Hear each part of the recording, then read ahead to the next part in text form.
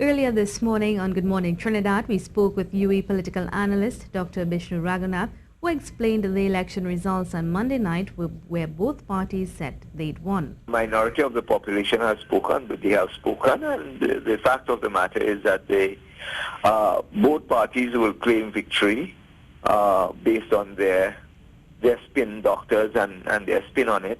But the fact is that the country moves forward. Whether the country wins or loses, I think that is for us to understand as we move forward.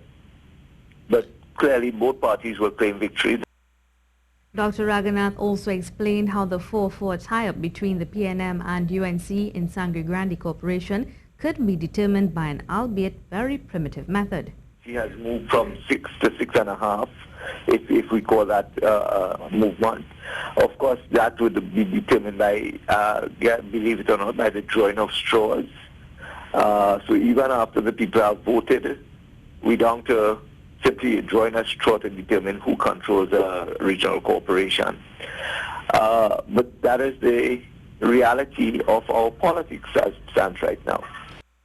Even though voter turnout was extremely low by initial accounts, the patterns of voting remained the same, leaving the non-traditional parties. We saw was the return to the two traditional voting blocks, and people voted according to their what they will call their home ground. The unfortunate part, and I think the 6.5 that we could talk about, as opposed to the 7.5, is really about who did not vote, and this is the lowest ever poll that we have ever had in Trinidad and Tobago.